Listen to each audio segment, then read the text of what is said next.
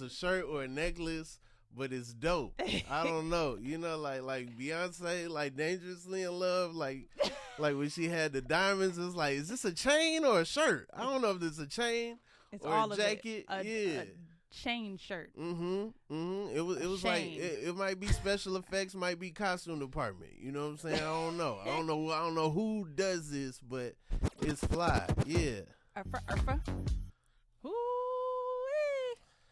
We at the Inconsistent Podcast with Rob Haze. We got Lyric Jones in the building. Hey.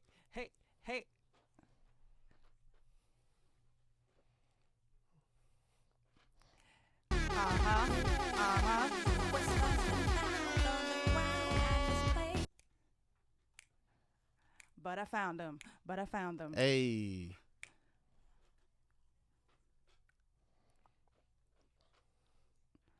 I don't know. I think I got one with this one. I like it. Lyric Jones, how you doing? I am great. I'm Yeah? feeling blessed and grateful. Got the new single, The new Boppington. the new The Boppington. new Jammy Jam. Yeah. Better now. Better now.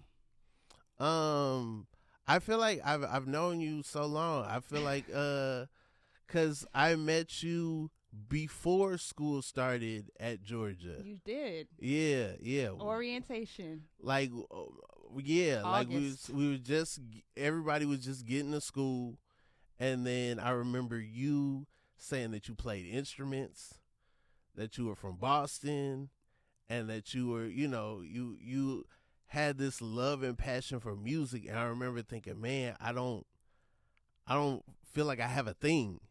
Like at that time, I did not consider myself a performer. I wasn't performing.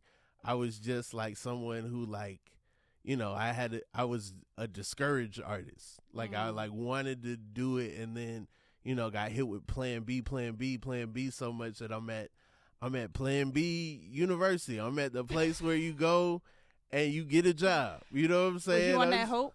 Huh? Was you on Hope? Oh yeah, I was on Hope. Yeah, man. I was jealous of all y'all motherfuckers. Wait, you was playing out of state? I was playing out of state. And them loans are still looking at me like, hi, how are you? Are you you're from Boston? Originally from Boston, Mass. Yeah. So for the people, I did like a little triangle, half a triangle. Went from Boston to Georgia. Spent Okay. the majority of my career build there. Mm-hmm. Me and Rob went to the University of Georgia. Go Come Dogs. on, talk about it. Go Dogs. Rob's one of the people, man, know me the long, like we were babies, 18. 18. Yeah. Babies. Mm-hmm. And then I've been here in LA. It's 12 years this year. Really? 12 years. So you got out here pretty much after like 2 years after we graduated. 2 years after. So like future was new. Like you left a thugless Atlanta. You left a rich homie Quanless Atlanta. This is exactly what was going on. Yeah, Amigos-less Atlanta. You just Was it right around and getting it? I think that was. Okay, yeah. I think it was around that the time. 2 Chainz era. That's when you was like, I'm out of here. Yeah, no. You missed a lot of different turn ups, but for the dream. Yeah. Yeah. And you've done so much. Like tell the people about, some of the stuff that you've worked on, some of the people you worked with. Oh, the list is long. God is good. I've kind of covered the gambit of teaching as well. Most people know me for mainly being in a hip hop artist. Bars only was my thing, my moniker, and I've touched the stage with the likes of Big Daddy Kane, Rod Digger, Slum Village, Planet Asia. I even opened up for the Cold Crush Brothers. Come on. Come on. I've done a lot. I've also, when we was in school, I played drums with the legend Dave Brubeck, jazz icon. So I've kind of been like the baby sister to a lot of people in the world, in the industry. And I kind of have been just trying to figure out my way, find my way. right now I'm going through a kind of metamorphosis, evolution. Okay. Into a different space. The house space. House space, that dance space. Yeah. It's what brought that on? It's interesting. I've always kind of been just more of a musical, diverse person anyway. But what I noticed when we was in college, like I don't know if you remember, I started doing like the R&B neo soul stuff first. Like when we were doing when I was doing like the Sigma parties and stuff like that, the little R&B nights, I had a song called "Take It Easy." Okay. And that was like an R&B song. You know, I was just doing neo soul. Whenever I was performing, I was doing indie R&B covers and whatnot. But hip hop just took on a life of its own, and that was what people was more impressed by, was my delivery and stage presence, and my bars, obviously. Okay. And to be so young and to know the history of hip hop the way I did. And so I kind of just attracted this energy from the legends, from the big homies in the industry. And that's what I rock with. It's kind of like, if it ain't broke, don't fix it. Y'all want me to rap? I'm going to rap. Fine. Everybody expects a girl on stage to sing. You feel me? Like, they see come up there, they're like, oh, you're a singer? Like, especially in a feminine aesthetic, they're going to expect singing. You think it's still like that? Not so much now. I think, I don't know. When people approach me, the first question, and when they ask, do you do music? It's like, oh, you a singer? They never go, oh, you're a drummer? Oh, you're a rapper? Right, oh, you're a producer? Right. All the other things that I do, the first thing they think is singer. And it kind of, I'm a go against the grain nigga. Like, it's kind of like, nah, I do, but how about these bars though? You know? So, and went all the way into that. Like, I leaned all the way into my boom bap bag. Okay. For years. And that was what was winning for me. That's what got me on tour. That's what got me on the Sways in the mornings. Okay. Like, that's what got me touring. I've been been to Prague, been okay, drop Prague first. Prague. So most of y'all can't even spell Prague. I don't think I can. All right. P-A-W. No. So now, it's just the house thing it was always there. It's rhythmic. I'm a drummer too, so it's tempo has always been an energy that I loved. Yeah. Always, but I was over here. Like, I allowed the industry to put me all the way in this box, and I think I woke up one day and just started resenting the conversations that I was in. I feel you. It was just like, why am I in these female rap conversations all the time? Like, I do way more than that. Yeah. And then I had to look at what I was projecting and what the brand is, and it's like, well, duh, like, this is what they see. Rapper first. That's what everyone sees, the freestyles and this and this and that. Even though I'm singing on every album, I'm rapping, I'm producing on everything. Yeah. The dots aren't connecting. So this is my kind of rebellious. All right, y'all not getting no more. I got you. Y'all getting these vocals. Because the comma's been there. The drummer and the singer and the rapper and the producer. That's always been there. Always. Yeah. So yeah. I feel like when I was telling people, oh yeah, I'm working on an album, I'm thinking everybody's on board, like a comedy album. It'd be plenty of times I'd be having a conversation with somebody and they're like, "You rap?" It's like, no. I just left the stage of the comedy tape, and I'm telling you, talking about? I'm talking to the people that make albums. I'm like, hey, I want an album. They're like, dang, you rap? It's like that. You really just see a box. Always. It's so frustrating. It's so I mean, we on our comedy shit, but just to be real, like, I took a 4-year hiatus. It's been a turbulent time. Just to trying to really rediscover what I want to do and why I can't figure out how to just cut through the noise. Yeah. You see what I'm saying? And boxes. I mean, maybe it's the Gemini in us. It's like, it is like nails on a chalkboard. Like, fuck a box. Don't be telling me I gotta do this and do that. Right. My whole career, everyone just trying to tell me what to do. And it's just frustrating. So now I see it so clearly. Like, okay. I see it very much clearly, the DJ bag, the house energy, and especially like deep house, that soulful house. There's not a lot of my generation in there. It's a lot of the OGs in there. What's deep house like? What would you know? So deep house is, I mean, the evolution of it has kind of gone up and down, but and how people kind of see it.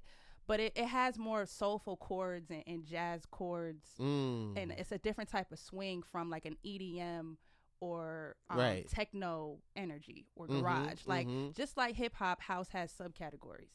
So there's garage house, and then there's jazz house, and then there's, you know, broken beat and all types of different energies. So with deep house, it's kind of like a deeper kick. It's very drum driven. With the kick. And the swing, it has more of Afro variations with the percussion. It's just got more of a, we heard it all our lives in the 90s and stuff like that. A lot of Janet, a lot of Whitney, like that was deep house, you know. A lot of times with deep house too, it'll be very limited vocals. It'll just be kind of chants and vocal effects there. Deep down inside, deep down inside. Deep down, like that's how. I didn't know what you was saying. Well, that's a hit. That's a big deep.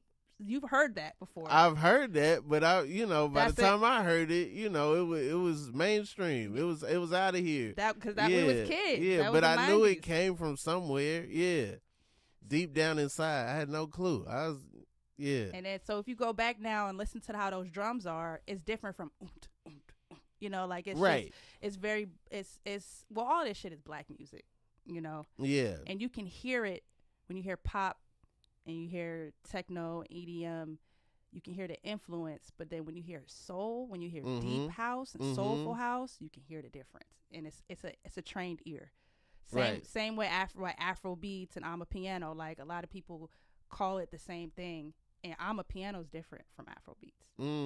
It's African music, but it's completely different, and the trained ear, like once you hear it and you just hear those different things, you're like, oh, I hear that log drum. That's Amma. I hear that shaker. That's Amma. And then Afro beats is a little bit slower. It's a little more R&B, a lot more vocals involved. So that's just me being a music nerd, but no, nerd out. If you're gonna nerd out any place, you're gonna nerd out at the Inconsistent Podcast. We're gonna nerd out. Yeah, that's what we do here. That's what I've been doing for years, getting my education on and seeing where I want to be. Okay. What's your favorite like silver age, golden age like rap, like when old school rap, like what's your bag? 'Cause you was talking about the boom bap, you was talking about the old school. Ooh-wee. Yeah. I don't want to put you on Front Street, but I did see something that you can put it on front. You can. I'm not gonna put your personal information out there. But just so y'all know, I just seen something that was real rap fanish, Very. I'm a big. Well, aside from Rakim, the GOAT, the literal architect. Of all of this shit. Rap wise, I'm a big Tribe Called Quest fan. Okay. And I've had the honor of being close and kind of a little sister of sorts to the legendary Phife Dawg. Rest in peace to Phife. I miss you so much. He did a voicemail on my very very first album. For real? Yeah. Get out of here. Yeah. And to this day, this is why I can't be in a box. He said on there, he was just like, listen, you not just a hot female MC, you's an ill MC. Period. Point blank. It's on record. Get out of here. Go do your Googles. Phife Dawg, lyric notes. And I also am on his posthumous album that he released last year. I'm singing a hook on Residual Curiosity. So shouts out to Rasta Roots for tagging me into that. Phife was very, very influential in the next step of the artistry. That was before I moved out here to LA. I had met him. And because he always like would come to Atlanta and stay in Atlanta. That was his other home. Like, he was wearing the Georgia Tech and all that stuff in the old videos and everything, Braves hats and stuff. And so yeah, man, I miss him so much, man. He saw me perform live at a tribute concert for him, for like Tribe. It was okay. It was just kind of, I can't remember everyone that was on the gig. I do remember DJ Kimmett was a part of it. Shouts out to DJ Kimmett out in Atlanta. Okay. He had booked me and my boy Kev Choice to kind of do a medley of a tribute to Tribe, and I kicked Fife's verses. Ooh. And Fife was there. Okay. And he was like, he tapped roots and was like, yeah.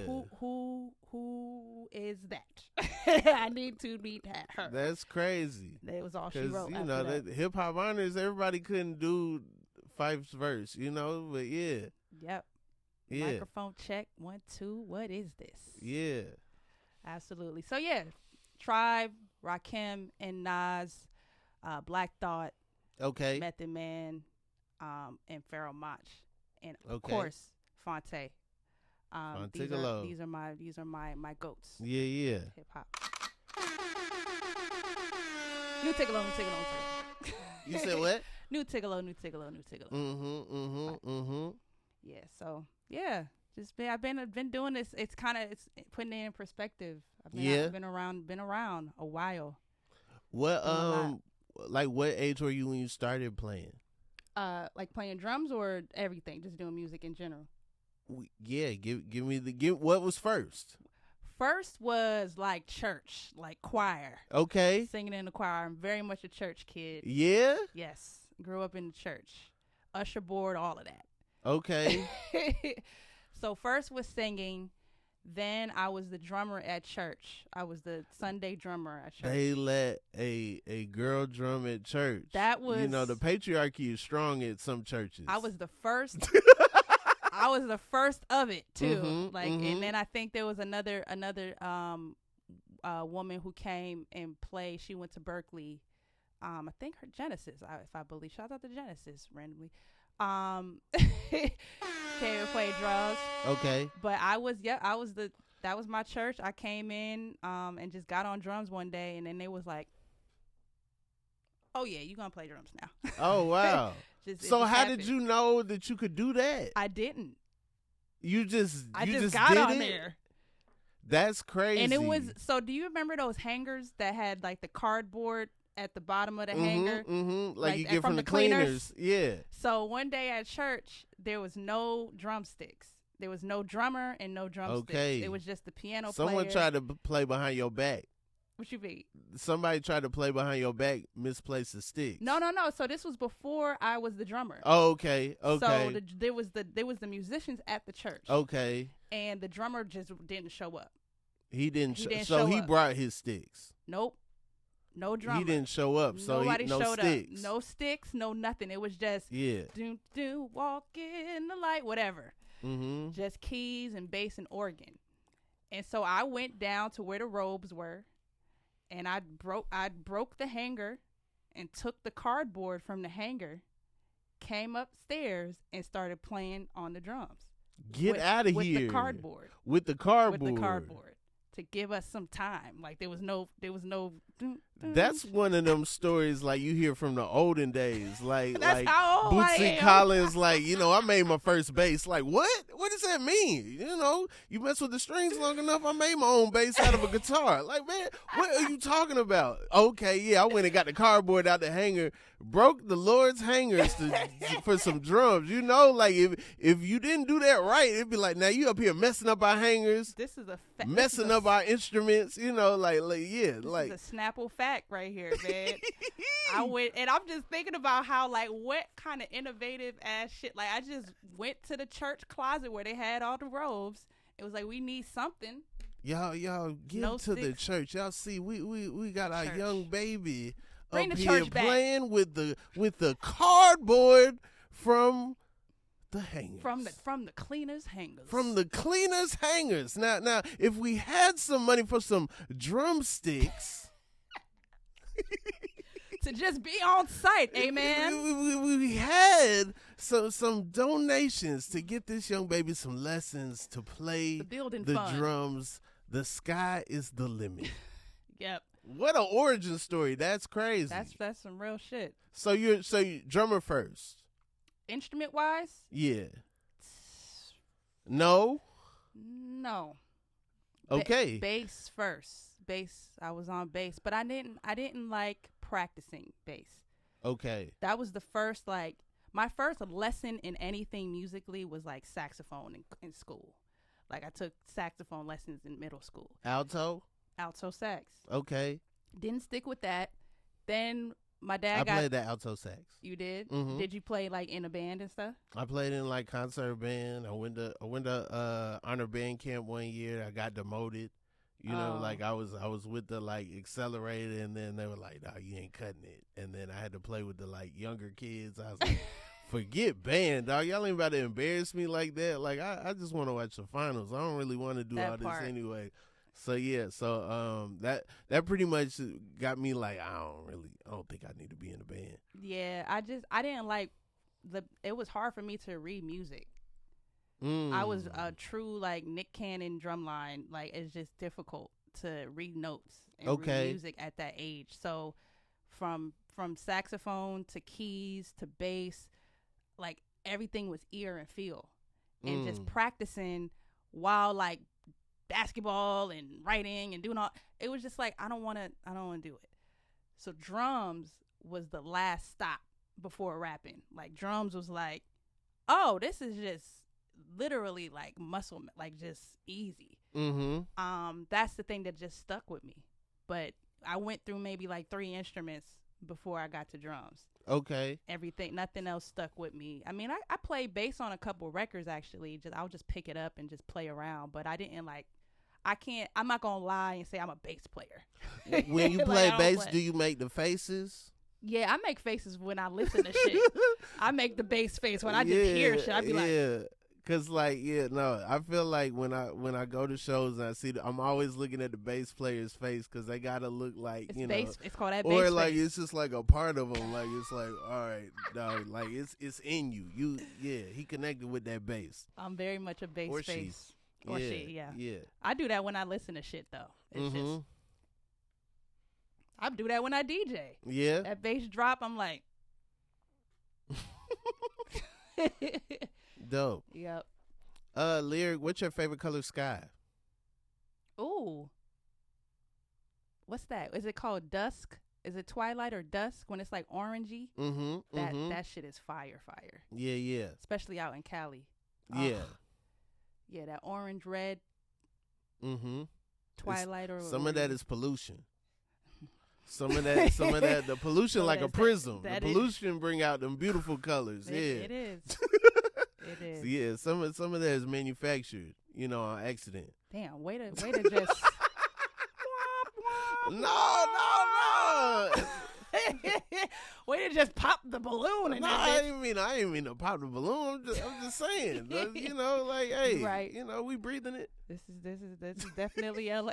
That fucking smog. Yeah, but LA also got dirt on the ground. I thought like I moved here from New York, and they like, yo, New York dirty, right? But the air ain't dirty. It's just the ground dirty. The you know air what I mean? in New York is absolutely dirty. They don't smell right, but they ain't dirty. As soon as I fucking walk into the smell, respect New York. I'm from the East Coast. I'm from Boston, so New York stink.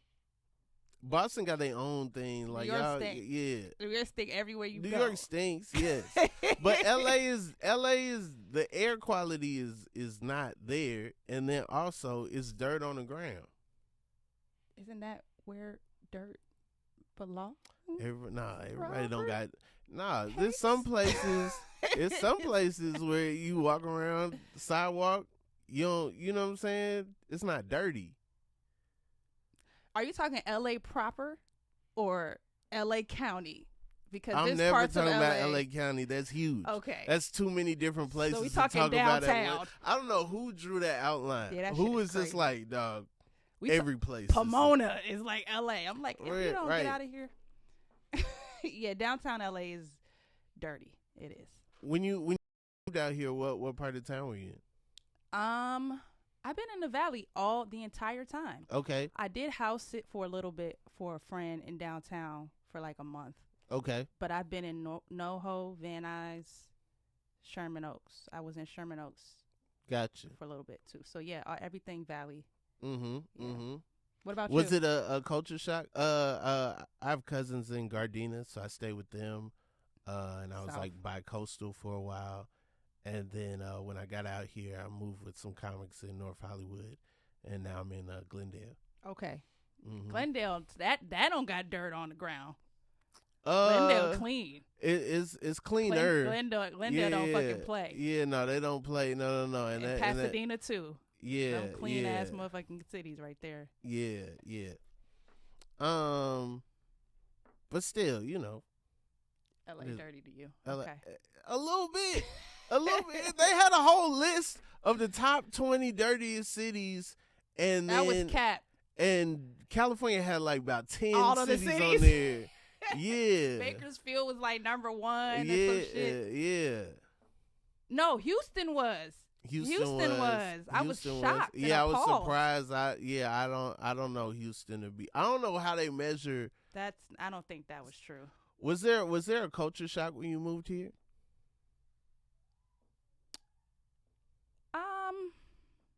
In ways. Mm-hmm.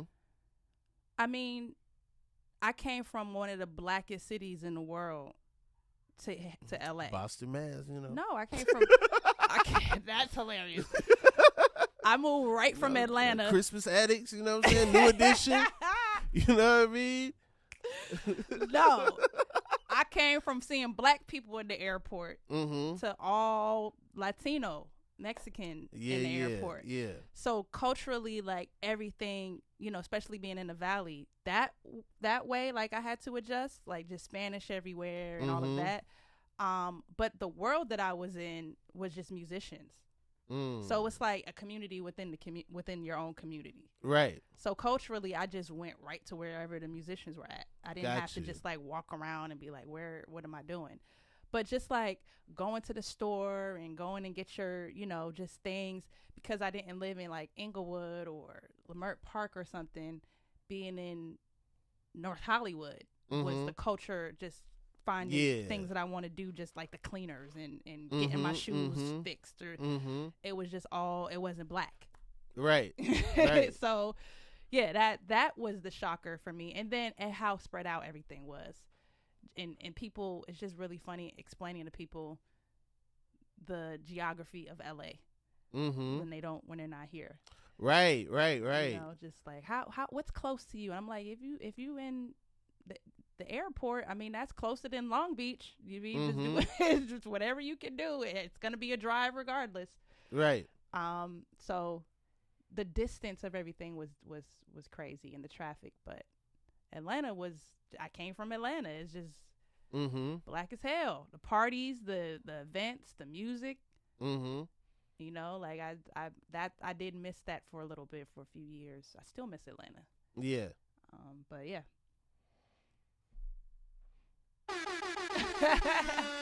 Forever I love Atlanta. Forever I love Atlanta. Made me, man. Yeah. Yeah, man. Atlanta, I mean, I would not be anywhere near where it was. Like Boston was the birthplace. Okay. The origin story. But the Lyric Jones beginnings. Yeah. Atlanta all day. Really? All day. So wait, you weren't Lyric Jones until you came to Atlanta? I was Lyric Jones, but I was 17. I wasn't able to I had a couple gigs or whatever, but I was still, churching it and stuff. Like I was really just the little sister around Berkeley at that time. Berkeley College of Music. Shout out to Berkeley. I was Lyric, but the professionalism of the artistry and the seeds that were planted to the relationships that I have to this day, Atlanta. All day, from the festivals that I did to the collaborations that I've done, the people I've met. Atlanta I would be nowhere. You ever do Apache Cafe? All the time. One of my biggest shows that I've had, when I said Cold Crush Brothers in the beginning, that was at Apache. Yeah. I met Rod Digger at Apache. Okay. I had my Jones Experience shows at Apache. Oh yeah, Apache. Right behind the Varsity. I miss Apache. Olympic torch over there. I don't know if that was there in '96, but it's a big Olympic torch over there. Yeah. It's Apache's not there anymore. From what I haven't. What? Yeah, Apache has moved locations. No. Gone. Oh my God. Oh no. Yeah, that broke my whole heart. Oh man, I hosted a show there during Game 1 of the 2012 NBA Finals. And when I tell you that was one of the biggest mistakes I ever made, nobody who was there wanted to be there. It was all people who had just assumed they had a TV, and it was like, nah, this is not that type of spot. And then it was like, it was a gospel group that got booked there, and when they went up, everybody like just left. They were like, man, we got drinks on the table, man. We can't be having, it's the South. You can't just spring gospel on people. That's like, man, I'm getting out of here. It was Game 1 on a Sunday?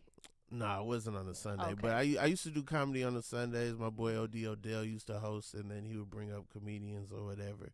And so, yeah, I would do comedy sometimes there on a Sunday. But no, this was like a Thursday. A Thursday. Yeah. Like today. Yeah. Or whenever you're listening to this, you can just do the math that's appropriate. You're not supposed to say the date and time when you record shit. I'm sorry. That's what Extra P said. You say you're not supposed to say the date, but What's the 93 to infinity? Mm-hmm. And they said you're not supposed to say the date and time. What some rap song that I'm forgetting. Y'all, somebody remind me.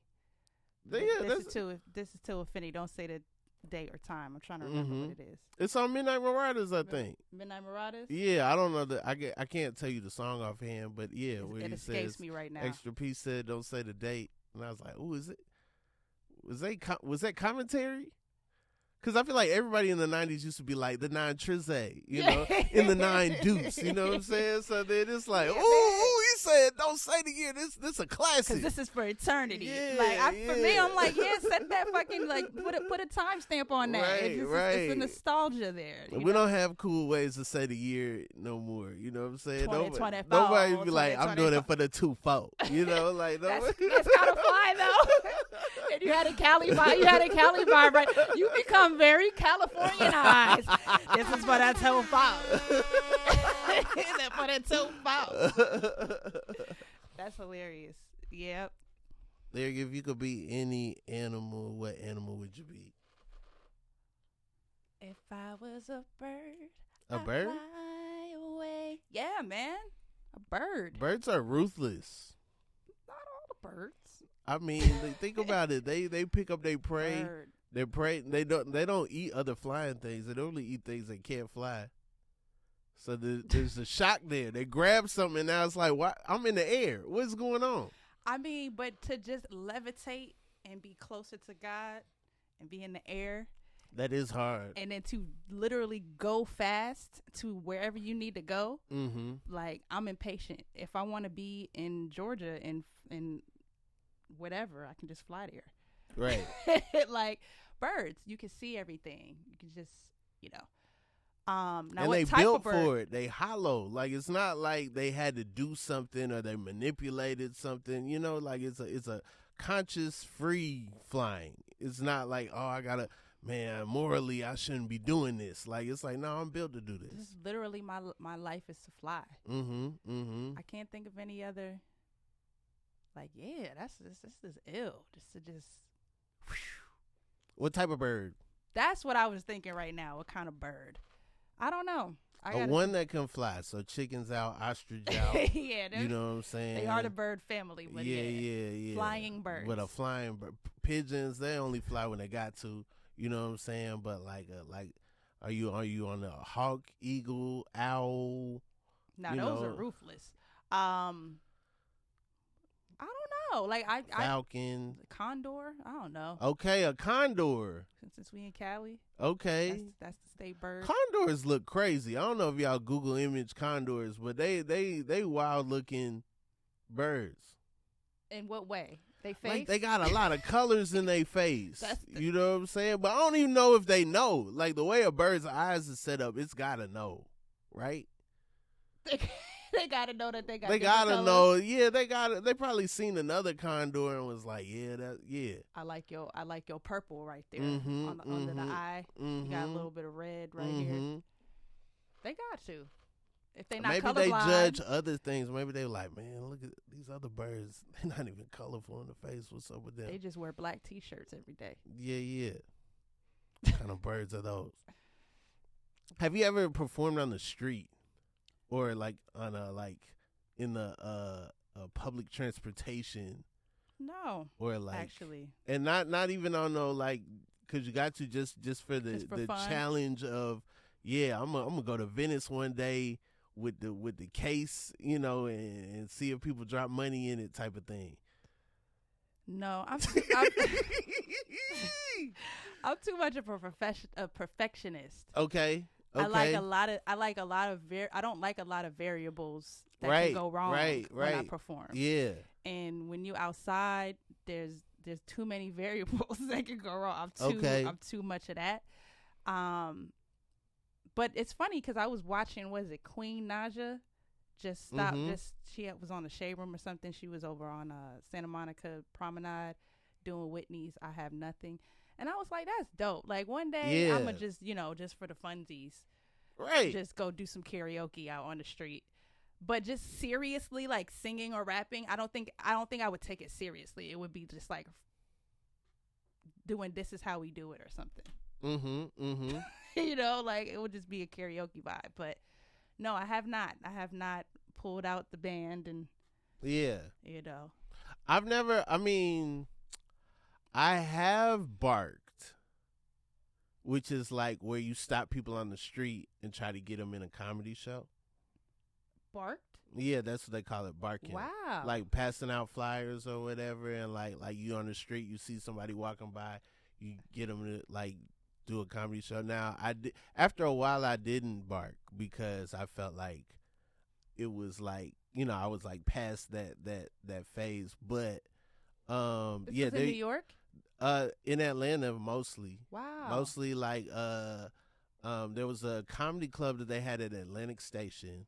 A lot of foot traffic at Atlantic Station. There is a lot of foot traffic. So then it was like, all right, I think like I gotta be on, I gotta be funny, and I gotta convince these people that the comedy show is the move. This is the thing that, like, I know you came here, you might have thought about going to the movies, walking around Dillard's or whatever, but like, come on to the comedy show. Pivot. Yeah. And I feel like those skills work in meetings. Absolutely. Those skills work in like pitches. Those skills work in writing rooms where it's like, I got to convince these people that my idea is a good idea. And some of that comes from barking on the street, I really thought you was going to be like, woof, woof.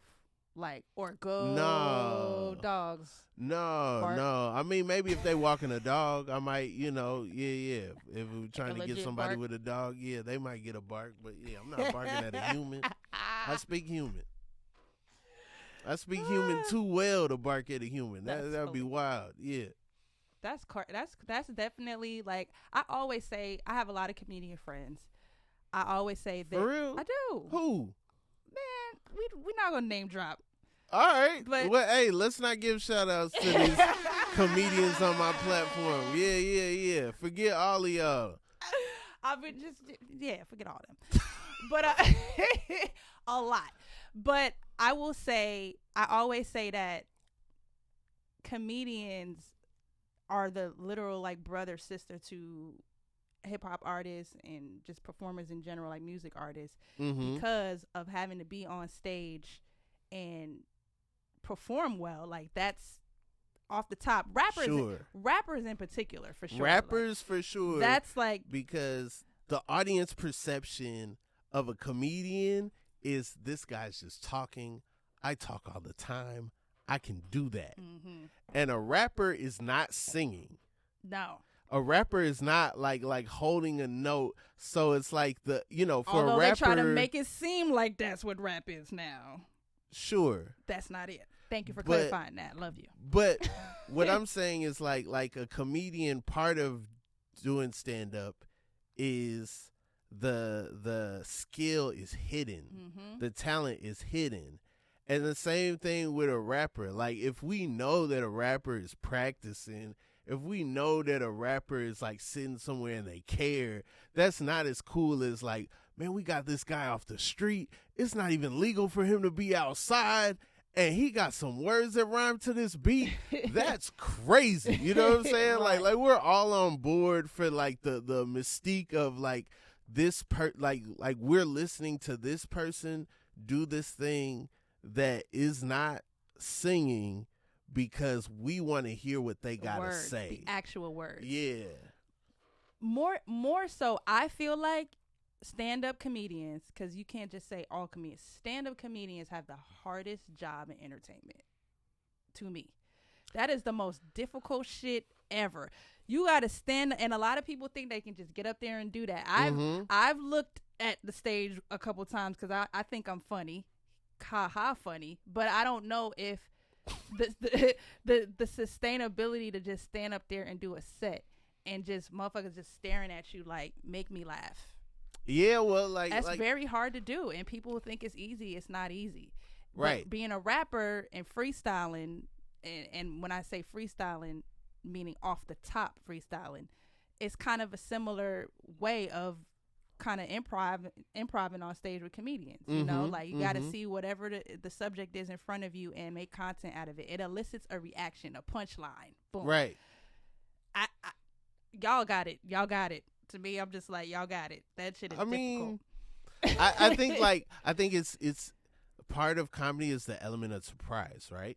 That punchline. And so when people aren't expecting where the comedy's coming from, it's way easier to be that element of surprise than like people like, all right, this next person, responsibility is to make you laugh, and then you go on stage and now there's an expectation there that's already like, all right, this person, they gotta crack me, you know? Yep. But I don't know. I do think that they're, you know, I respect a lot the rappers. I respect the freestyle rappers, the battle rappers. Yeah. You know, like the you know, just the people who put songs together. I feel like there's like 3 different skill sets. It's a different muscle in your brain. For sure. And the special people that have like you know, a combination is incredible. You know, and but also there's some performance things where I'm like, we share, but at the same time I'm like, I know if my life depended on it, I couldn't do it. I can't retain lyrics of other people's songs. Rob. I can't. I mean, I could try. I never had like I'm willing to try, but I'm not nice, and I know I'm not nice. And that's very important. You from Atlanta. There's other people that ain't. See, I don't know. Like my parents was transplants. I don't know if it's if it's in my blood. You know what I'm saying? Like now, a lot of the makeup of my blood is, you know, lemon pepper wet. You know what I mean? But at the same time, I don't know if it the initial blood, you know, is straight up Atlanta like that. If that makes sense. It do. Do you freestyle? So Big Daddy Kane said that freestyle means free of style. I've heard him say that. So yeah. So technically, yes, I can. Okay. I can freely rap to any type of beat, any type of. But off the dome, I mean, I have before. I've done it on Sway and stuff like that. I don't think I'm like great at it. Okay. I'm a writer. I like to craft songs. Like that's my skill is writing and coming up with concepts. Just off the top, like I've done it. I've done it well to others, you know, to say, oh, you know. But to me, I'm like, it's not something I'm like, yeah, let's get it. Let's get in the cipher. And it's not my thing. Mm-mm. It's more so like I got a written that I've worked on. Right. Yeah.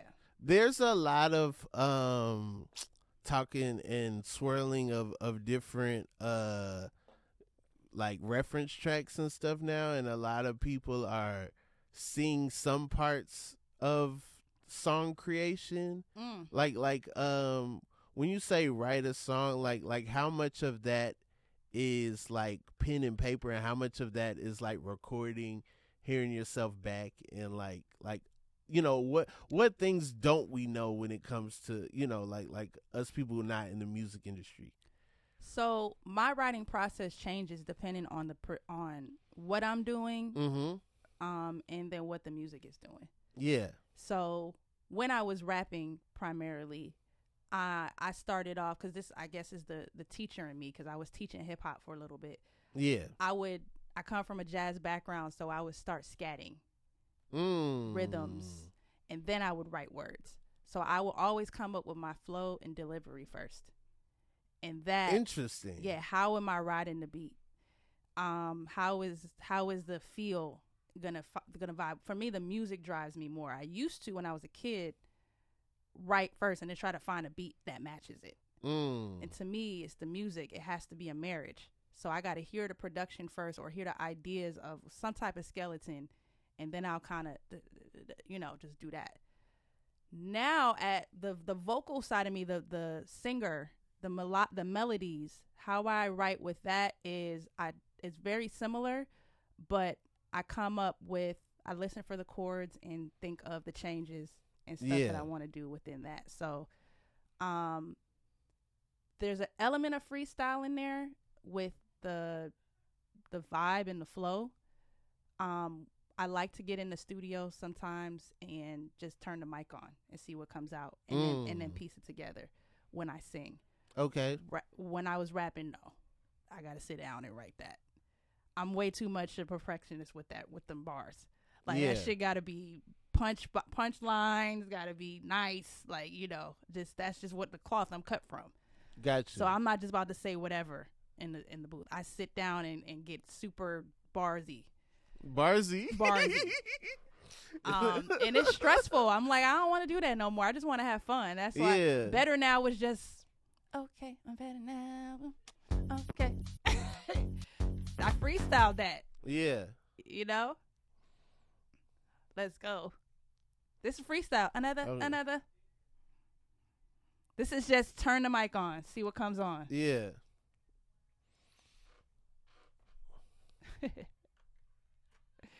He said, run it back. Yeah, run it back. Run it back. Yeah. Yeah. So, melodies are calling me right now. Okay. So, what is catchy, hooky, sticky? Shouts out to Kevin Ross. He gave me that term. Like, it's got to be sticky. What does sticky mean? Like, it sticks. Like, like the same way we think about a hook, like when it hooks you in. I look at that like it just brings you in. Like, when you hear it and you're like, ooh, I'm immersed in it. But sticky is like, I cannot stop singing it. It's stuck to me. It's stuck in my head. Like, I can't get it off. Got you. So I'm just trying to find, implement that in my writing. Like, what am I, like, if I wrote it, am I still singing it the next day? And Better Now was sticky. Okay. It was just, I could not stop singing it. It's vibes. So you want it to be sticky. That's songwriting 101 right there. Okay. That's dope. I mean, I feel like the stand-up process for some probably is similar, Yeah? Yeah, because I like to talk things out and then write. I know a lot of people assume by the way that I speak that I just, like, write it all and then just go and, like, say it. But, like, unfortunately, I can't scat on stage. That would be great if I could just be like, ha ha, and hook, and then they're like, all right, the words gonna be there next time. Come back and see me. I can't do that. That would be that would be hard. That would be dope. It's like, all right, I'm gonna put a joke somewhere in there. That sounds like it's gonna be funny. But Rob, you have an interesting, like, pace when you do stand up. Like, you have, like, this element of there's like a magic in the pause. Right. That a lot of comedians don't realize. Like, they just boom, boom, boom, boom, boom, boom, boom, boom, boom. And you know when to just let us sit with what you just said. Even if it's not punchy right there. Yeah. It's just kind of like, I just said something. And then I'm also thinking about what I just said. Right. And then I'm gonna say something, but it's like you're very conversational. Like, where did that come from? I know you're the interviewer. It's it's natural. It's like it's really like I used to like everyone used to make fun of how I spoke. Everyone made fun of me for the longest because like I'm just trying to get my ideas out, and I'm not the best at managing like my pauses and different stuff like that. But for some reason, I was able to like like I think like other people are the center of attention, and I'm like the person that I'm like, oh, stand up. You're the only one with a microphone. This is the only way everyone can hear me. Like this is the only way that like I could get my jokes off is if I have a microphone and everyone else doesn't. This is my ideal situation versus other people where it's like the mic cut out. It's like, dude, I was loud. Y'all heard me in the back before I got up here. Y'all heard me in the hallway. Yep. Y'all heard me in the car when I was driving up. Like I'm just, and so I think that there's a lot of people that have an expectation for that guy. Yes. That's like so. A lot of times I'll tell people I'm a comedian. They're like, "You don't seem like a comedian." I'm like, "Man, I'm not on the stage. Like I'm just checking into the hotel. Like I'm just, you know what I'm saying? Like I am just at TSA right now. Man. One time I left my ID. I lost my wallet, and I was coming back. TSA asks you a bunch of questions. You can fly domestically without your ID. Oh, but you will have to like succumb to someone knowing that they have, control over whether you get on a plane or not, and them asking you. So then they were like, what's your occupation? And I was like, I'm a comedian. And then I hear the girl going to walkie-talkie, and she's like, he say he a comedian. I'm like, why would you do that if I was a doctor? Would you do that? He said he's a... He said was this in Atlanta? He talking about he an architect. No, this is here in L.A. Oh shit! This was here in L.A. And I was like, man, this hurts. But also I know the expectation is if you're a comedian, I should know you. I should be like, man, that's Rob Haze up here, But it's not. It's like he say he a comedian, This nigga say he can fucking make shoes. And I wanted to tell the truth. I had all kind of like lanyards saying that I had been to different comedy festivals and stuff in my book bag. But yeah, he say he a comedian. He said this nigga say.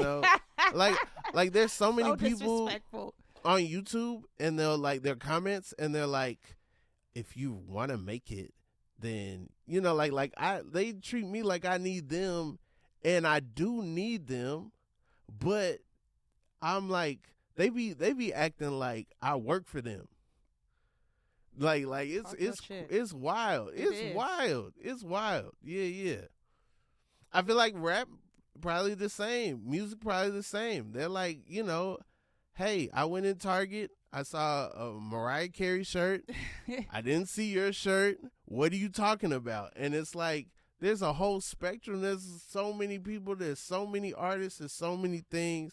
It's kind of like there's a select few that get that like super duper famous superstar treatment. And that's fine. I think now we're starting to see that ain't all it's cracked up to be at all. Anyway, my goalpost has changed. I wanted that so bad at one point, and now I just want the soft life.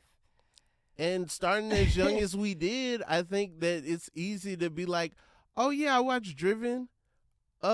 Pink was singing in the church, and Yep. Brandy was singing in the church. I'm playing drums in the church. It's there. Like, yeah. I'm like, oh, I started 22. Martin started 22. Like all these, Jerry Seinfeld started 21. Yeah, it's in the cards. But like eventually you just got to be like, this is what I love. Mm-hmm. I'm doing what I love. I get to do what I love. And it's okay to change your mind too. Yeah, it's okay to pivot and be like, this is a different. As long as I love what I'm doing, it's okay. Yeah.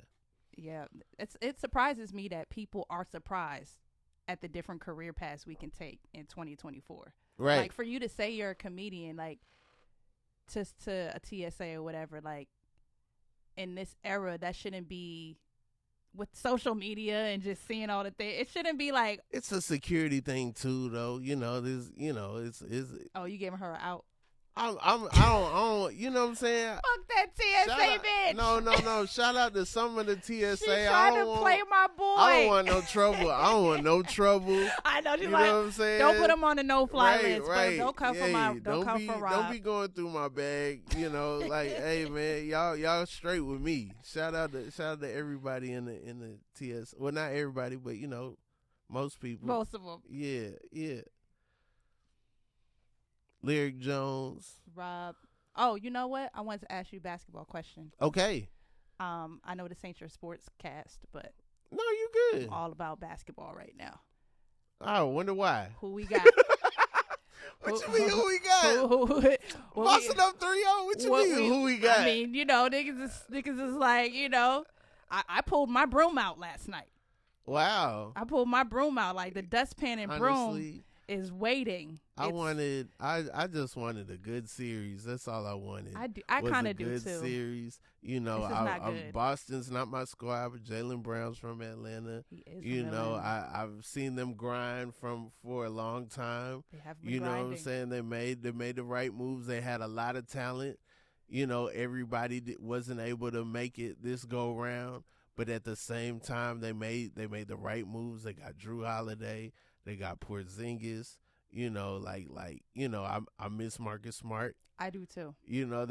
I love the drive and the fight and the scrappiness. I'm like that's, if I was playing basketball, that's how I'd be. I'd be like, man, I'm dyeing my hair green, man. That's how much I love Boston. You know what I'm saying? That's how I would be if I played. You know what I'm saying? I'm on the floor. What we don't have a point guard. All right, I'll play point guard. Like, you ever did that before? It don't matter, man. Give me the ball. You know what I'm saying? like I like that, but at the same time, Drew Holiday got to be the most mature person in basketball. Mm-hmm. He done won teammate of the year on multiple teams. There's a bunch of adults saying, like, man, we like him better than everybody else.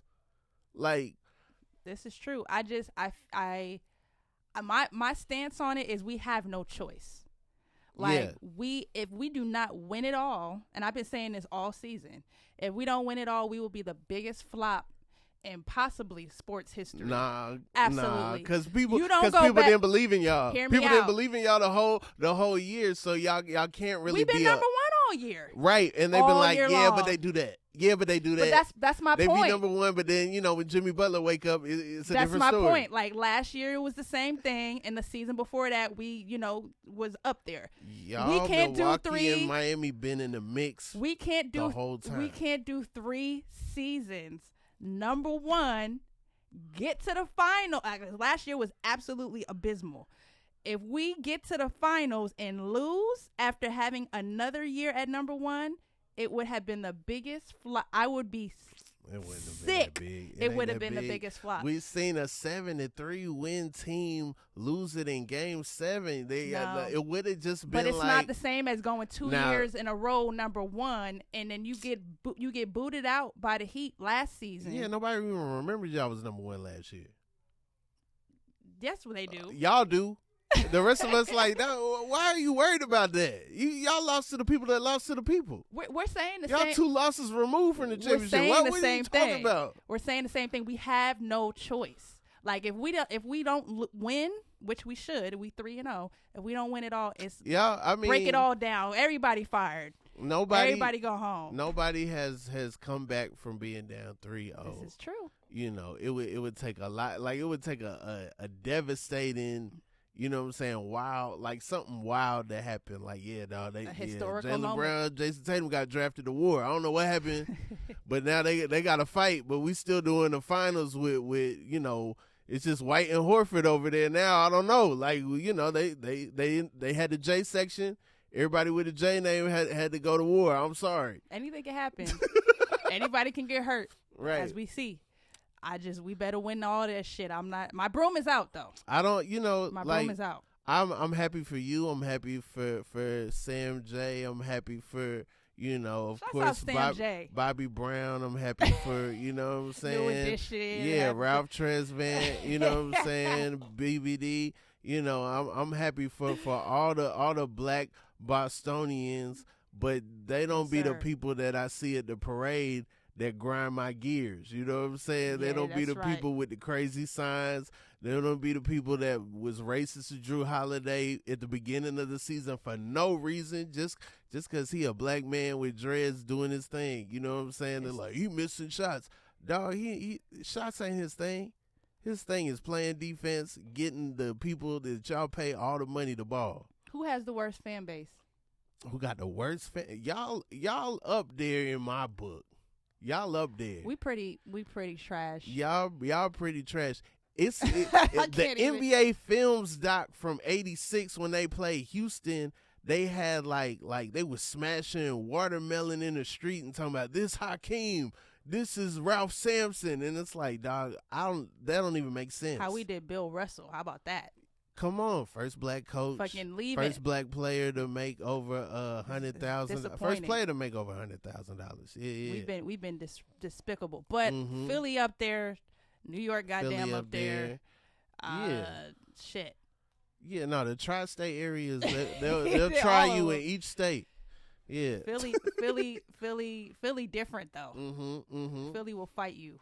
Yeah. We not, we rowdy. We talk a lot of shit, but Philly will like beat your ass. Right. Now, the way they conducted themselves after the Eagles won the Super Bowl was crazy. That was absolutely crazy. Jumping on cars. Like y'all wasn't out there. You know what I'm saying? Y'all we out so here used to winning. I mean, it's just another given, eating poop. Like what y'all doing? We've won a lot of Super Bowls. So that's kind of like we're kind of. That's a region. That ain't Boston. That's New England. You gotta get that, chalk that up to everybody. Maine, New Hampshire, Vermont. That's all y'all. It's in the state of Massachusetts. It's the New England Patriots. It ain't the Boston Patriots. It's the whole. Not wrong. It's the whole No, I'm just playing. But you're not wrong. This is a fact. You're not wrong. How did a region get a team? That's a real question. I mean, because Vermont is this big. You know what's wild? What's Vermont team? Who gonna go to the Vermont games? It is this big. You know what's wild? The way Robert Kraft got the team is because Michael Jackson. Do tell. So Michael Jackson had the tour, the Victory Tour with his brothers, and when he had the Jacksons tour. Yeah. So Don King promoted the tour. They lost all this money, and then the owner of the basically they lost a lot of money because like everybody wanted their own bus, all these different expenses. Mike wanted his own bus, so then the rest of the brothers like, I don't want my own bus. What year was this? This like 84. This is after the Pepsi commercial. Okay. But like, yeah, if you've seen the new Thriller doc on Showtime, there's like some footage of the Jacksons tour. But basically, it was a disaster because Mike made Thriller and then never toured Thriller by himself. And then the first tour is the brothers. So all the Thriller steam is powering his tour, but Don King. They mismanaging the money. They losing money. The owner of the Patriots invested in the tour and lost and basically sold the team. So this 84, by the mid-90s, he didn't have enough money to keep the team. He sold the team. Robert Kraft bought the team. Then they start going to Super Bowls and going crazy. Oh, it's lit. Mm-hmm. Story time with Rob. Hey. That's some history for that ass right there. I saw the roast, saw Robert Kraft at that Tom Brady roast. That was ruthless. Yeah, that was wild. Yeah, it was dope that he came. Yeah, him and Bill Belichick hugged and shit. Right, that was crazy. Also just the fact that like Tom Brady wouldn't let people do jokes about Robert Kraft, but his family was up for grabs. Up for it. That was like you can talk about my kid's mom, but don't talk about Mr. Kraft. Come on, man. That's Mr. Kraft right there. Wow. I'm still shocked about those jokes. They was letting them fly. Them choppers was flying. Yeah. across the board. Lyric, anything you want to promote? Anything you want to tell the people? Yeah, man. Come on board, man. Join the house mothership. Okay. We pushing the tempo from now on. Mm-hmm. So, more DJ gigs. Let's go. More shouts out to Soul Clap Records and Empire Dance, who is behind this Better Now record and the movement of me moving into the dance and electronic space. Okay. Yes, mourn Lyric the rapper. She has no. Yeah, mourn her. She's no, gone. We can't lose Lyric and Slim Shady in the same year. Mourn her. She's gone. No, what? She's gone. I don't believe it. Gone. It's a rollout. Do a little It's a teardrop. rollout. Yeah, Bye. yeah. All right, Life After Death 2 coming soon. Remove me from these conversations. Well, when, whatever. I don't want to be there. You gonna be back. back. I'm in another sandbox. Oh, she'll be back. Nope. Dan, house music all night long. Yeah. House music all night long. Yep. This is what we doing. All right. That's it. Thank y'all for listening. It's been the Inconsistent Podcast with Rob Haze. He's known me forever, ever. Come on. Forever, ever. Forever, ever. Man. Rob Haze. Hey. We've been out here. Mm-hmm. Bop, bop, bop. Bop, bop, bop. Hey, hey.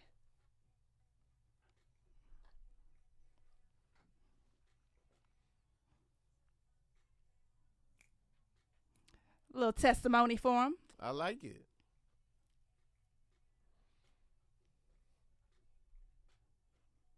I like your controller. Yeah. This is my first rendezvous with a controller. Yeah, that's a good starting point right there. Yeah. It's a good one. Newmark. Okay, see, y'all heard the sun in. Oh, that's a shouts out to Serato. Good start point. It is a good start. Hey. That's how I started on my. I have a SB3 controller. Okay, I don't know the numbers yet. We would a Rev 7 now. You got Serato DJ. Good job. Yeah.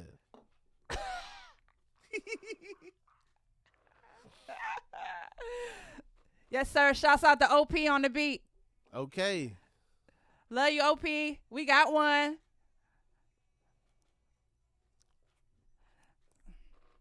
Okay, so I rap a little bit. Okay, yeah. Hey. Whoop. Come whoop, on. Whoop.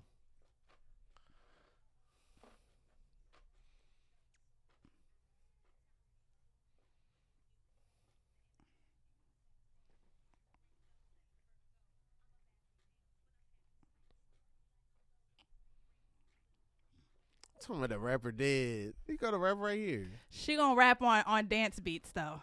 We left the boom bap alone. Do. That's gone. Hey yo.